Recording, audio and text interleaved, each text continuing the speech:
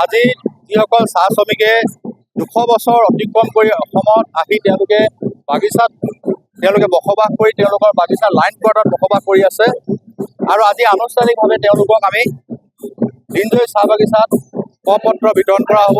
ইয়াৰ উপৰিও কেইবাখনো চাহ বাগিচাৰ পৰা ইয়ালৈকে আমাৰ শ্ৰমিক ভাই ভনীয়ে ককাইসকল আহিছে। তেওঁলোককো আমি আজি ইয়াত মাতি আবেদন পত্ৰ দিয়া নহয়, ইয়াত অকল আজি দিনজয় চাহ বাগিচাত দিয়া হ'ব।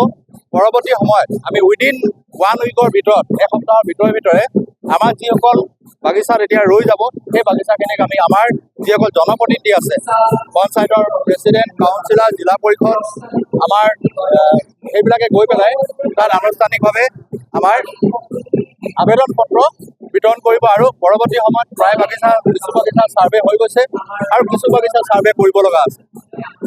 পৰৱৰ্তী সময়ত তেওঁলোকক আমি সেই ভূমি পট্টাৰ কাৰণে যি আবেদন পত্ৰ সংগ্ৰহ কৰি পৰৱৰ্তী সময়ত তেওঁলোকৰ হাতত আমি ভূমি পট্টা তুলি দিবৰ কাৰণে ইতিমধ্যে অসমৰ জনপ্ৰিয় মুখ্যমন্ত্ৰী ডক্টৰ হিমন্ত বিশ্ব শৰ্মা ডাঙৰীয়াই ডাঙৰ এটা সিদ্ধান্ত ল'লে, যিটো আমি আমাৰ মনে ভাবিব নোৱাৰা।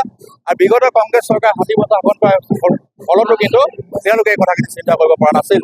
সেইকাৰণে মই অসমৰ জনপ্ৰিয় মুখ্যমন্ত্ৰী ডক্টৰ হিমন্ত বিশ্ব শৰ্মা ডাঙৰীয়াক ধন্যবাদ আৰু কৃতজ্ঞতা জনাইছোঁ।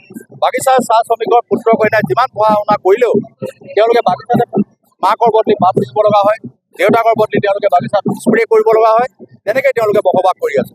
কিন্তু এতিয়া সেই কৰিব নালাগে, কাৰণ বাগিচাৰ মালিক কৰ্তৃপক্ষই তেওঁলোকক মাক দেউতাক ৰিটায়াৰ হ'লেও তেওঁলোকৰ বাগিচাৰ পৰা উলিয়াই দিব নোৱাৰে। সেইটো এটা ডাঙৰ অধিকাৰ পালে। সেইটো কাৰণে মই ইমান ডাঙৰ এটা সিদ্ধান্ত লোৱাৰ কাৰণে মুখ্যমন্ত্ৰী ডাঙৰীয়াক ধন্যবাদ আৰু কৃতজ্ঞতা জনাইছোঁ।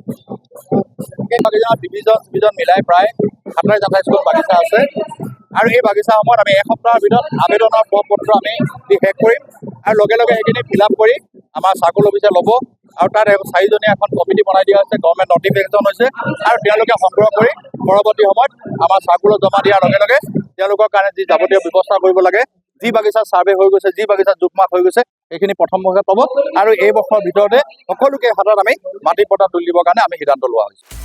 আপুনি বিচৰা বাতৰি পাব কেৱল নিউজ 18 এপত। নিউজ 18 এপ ডাউনলোড কৰিবলৈ স্কেন কৰক এই QR কোড। গুগল প্লে ষ্টৰতো পাব এই নিউজ 18 এপ।